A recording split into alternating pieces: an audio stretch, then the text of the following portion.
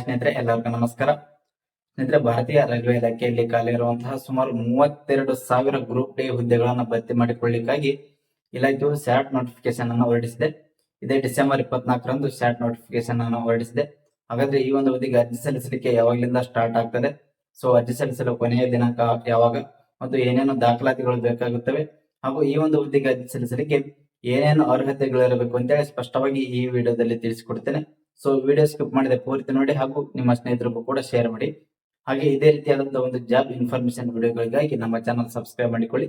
ಸ್ನೇಹಿತರೆ, video start ಮಾಡೋಕ್ಕಿಂತ ಮುಂಚೆ ನಾನು ಈ ಹಿಂದಿನ ವಿಡಿಯೋದಲ್ಲಿ ಈ ಒಂದು KSRTC ಡ್ರೈವಿಂಗ್ ಹುದ್ದೆಗೆ ಸಂಬಂಧಪಟ್ಟಂತೆ KSRTC ಹಾಗೂ NWKSRTC ಈ ಒಂದು ಟ್ರ್ಯಾಕ್ ಟೆಸ್ಟ್ ಏನ್ ನಡೀತಲ್ಲ, ಹುಮ್ನಾಬಾದ್ ಹಾಗೂ ಹಾಸನದಲ್ಲಿ ಟ್ರ್ಯಾಕ್ ಟೆಸ್ಟ್ ನಡೀತು, ಅದರ ಬಗ್ಗೆ ಈ ಹಿಂದಿನ ವಿಡಿಯೋದಲ್ಲಿ ತಿಳಿಸ್ಕೊಟ್ಟಿದ್ದೆ. ಅದೇ ರೀತಿಯಾಗಿ ಈ ಒಂದು ಟ್ರ್ಯಾಕ್ ಟೆಸ್ಟ್ ಅಲ್ಲಿ ಅಟೆಂಡ್ ಆಗಿ ಸೊ ಯಾರೆಲ್ಲ ಎಷ್ಟು ಅಂಕಗಳನ್ನ ಗಳಿಸಿದ್ದಾರೆ ಅಂತೇಳಿ ಇಲಾಖೆ ವೆಬ್ಸೈಟ್ ನಲ್ಲಿ ಮಾರ್ಕ್ಸ್ ಅನ್ನು ಕೂಡ ಬಿಟ್ಟಿದ್ದಾರೆ.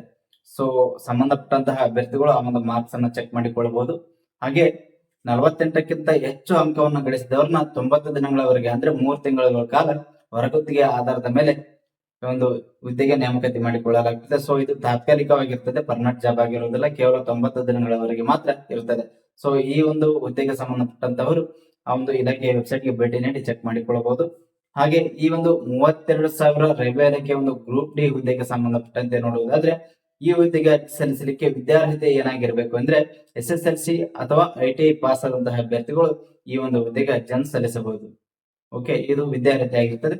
ವಯೋಮಿತಿ ಎಷ್ಟಾಗಿರ್ಬೇಕು ಅಂದ್ರೆ ಕನಿಷ್ಠ 18 ವರ್ಷ ಆಗಿರ್ಬೇಕು, ಗರಿಷ್ಠ 36 ವರ್ಷ ಮೀರಿರಬಾರದು. ಈ ಒಂದು 18ರಿಂದ 36 ವರ್ಷದೊಳಗಿನ ಅಭ್ಯರ್ಥಿಗಳು ಅರ್ಜಿಯನ್ನು ಸಲ್ಲಿಸಬಹುದು. ಅದೇ ರೀತಿಯಾಗಿ ಕೆಲವೊಂದು ವರ್ಗದ ಅಭ್ಯರ್ಥಿಗಳಿಗೆ ವಯೋಮಿತಿ ಸಡಿಲಿಕೆಯನ್ನು ಸಹ ನೀಡಲಾಗಿದೆ. ಸೊ ಕೇಂದ್ರ ಸರ್ಕಾರದಲ್ಲಿ ಕಾಮನ್ ಆಗಿ ಗೊತ್ತೇ ಇದೆ, OBC ವರ್ಗದ ಅಭ್ಯರ್ಥಿಗಳಿಗೆ 3 ವರ್ಷಗಳ ವಯೋಮಿತಿ ಸಡಿಲಿಕೆ ಇದೆ, SC ST ಅಭ್ಯರ್ಥಿಗಳಿಗೆ 5 ವರ್ಷಗಳ ವಯೋಮಿತಿ ಸಡಿಲಿಕೆ ಇದೆ. ಹಾಗೆ ಅಂಗವಿಕಲ ಅಭ್ಯರ್ಥಿಗಳು ಮತ್ತು ಮಾಜಿ ಸೈನಿಕ ಅಭ್ಯರ್ಥಿಗಳಿಗೆ 10 ವರ್ಷಗಳ ವಯೋಮಿತಿ ಸಡಿಲಿಕೆಯನ್ನ ನೀಡಲಾಗಿದೆ. ಸೊ ಸಂಬಂಧಪಟ್ಟಂತಹ ಅಭ್ಯರ್ಥಿಗಳು ತಾವು ಯಾವ ಒಂದು ವರ್ಗಕ್ಕೆ ಸೇರಿದ್ದಾರೆ ಅಂತ ಹೇಳಿ ನೋಡ್ಕೊಂಡ್ಬಿಟ್ಟು ಅರ್ಜಿಯನ್ನು ಸಲ್ಲಿಸಬಹುದು. ಸೊ ನೆಕ್ಸ್ಟ್ ಏನಪ್ಪಾ ಅಂದ್ರೆ ವೇತನ ಶ್ರೇಣಿ. ಈ ಹುದ್ದೆಗೆ ಆಯ್ಕೆಯಾದಂತಹ ಅಭ್ಯರ್ಥಿಗಳಿಗೆ ಮಾಸಿಕವಾಗಿ 18,000 ರೂಪಾಯಿ ಸ್ಟಾರ್ಟಿಂಗ್ ಸ್ಯಾಲರಿ 18,000 ಇದೆ. ಸೊ ಹೆಚ್ಚಿಗೆ ಆಗ್ತಾ ಹೋಗ್ತದೆ. ಸೊ ಸ್ಟಾರ್ಟಿಂಗ್ ಸ್ಯಾಲರಿ 18,000 ವೇತನವನ್ನು ನೀಡಲಾಗುತ್ತದೆ. ಸೊ ನೆಕ್ಸ್ಟ್ ಏನಪ್ಪಾ ಅಂದ್ರೆ ಅರ್ಜಿ ಶುಲ್ಕ. ಸ್ನೇಹಿತರೆ, ಈ ಹುದ್ದೆಗೆ ಅರ್ಜಿಯನ್ನು ಸಲ್ಲಿಸುವಂತಹ ಅಭ್ಯರ್ಥಿಗಳು OBC ವರ್ಗದ ಅಭ್ಯರ್ಥಿಗಳಿಗೆ 500 ರೂಪಾಯಿ ಅರ್ಜಿ ಶುಲ್ಕ ಇದೆ. ಇವರನ್ನು ಹೊರತುಪಡಿಸಿ ಇನ್ನುಳಿದಂತಹ ಕೆಟಗರಿ ಅಭ್ಯರ್ಥಿಗಳಿಗೆ 250 ರೂಪಾಯಿ ಅರ್ಜಿ ಶುಲ್ಕವನ್ನು ಪಾವತಿಸಬೇಕಾಗಿರುತ್ತದೆ. ಈ ಒಂದು ಹುದ್ದೆಯ ಆಯ್ಕೆ ಪ್ರಕ್ರಿಯೆ ಯಾವ ರೀತಿ ನಡೀತದೆ ಅಂದ್ರೆ ಮೊದಲನೇದಾಗಿ ಕಂಪ್ಯೂಟರ್ ಆಧಾರಿತವಾದಂತಹ ಒಂದು ಪರೀಕ್ಷೆಯನ್ನು ನಡೆಸಲಾಗುತ್ತದೆ, CBT ಟೆಸ್ಟ್ ನಡೆಸಲಾಗುತ್ತದೆ. ಅದಾದ ನಂತರ ದೈಹಿಕ ಪರೀಕ್ಷೆ, ಆನಂತರ ಮೆಡಿಕಲ್ ಹಾಗೂ ಡಾಕ್ಯುಮೆಂಟ್ ವೆರಿಫಿಕೇಶನ್ ನಡೆಸುವ ಮೂಲಕ ಈ ಒಂದು ಹುದ್ದೆಗೆ ಆಯ್ಕೆ ಮಾಡಿಕೊಳ್ಳಲಾಗುತ್ತದೆ. ಹಾಗಾದ್ರೆ ಈ ಹುದ್ದೆಗೆ ಅರ್ಜಿ ಸಲ್ಲಿಸಲು ಯಾವಾಗಲಿಂದ ಪ್ರಾರಂಭವಾಗ್ತದೆ ಅಂದ್ರೆ ಈ ಒಂದು ಡಿಸೆಂಬರ್ 24, 2024ರಂದು ಇಲಾಖೆ ಈ ಹುದ್ದೆಯ ನೇಮಕಾತಿಗೆ ಸಂಬಂಧಪಟ್ಟಂತೆ ಶಾರ್ಟ್ ನೋಟಿಫಿಕೇಶನ್ ಅನ್ನು ಬಿಡುಗಡೆ ಮಾಡಲಾಗಿದೆ. ಹಾಗೆ ಈ ಹುದ್ದೆಗೆ ಅರ್ಜಿ ಸಲ್ಲಿಸಲಿಕ್ಕೆ ಪ್ರಾರಂಭ ದಿನಾಂಕ ಯಾವಾಗ ಅಂದ್ರೆ 2025 ಜನವರಿ 23ನೇ ತಾರೀಕಿನಂದು ಈ ಹುದ್ದೆಗೆ ಅರ್ಜಿ ಸಲ್ಲಿಸಲಿಕ್ಕೆ ಪ್ರಾರಂಭವಾಗ್ತದೆ.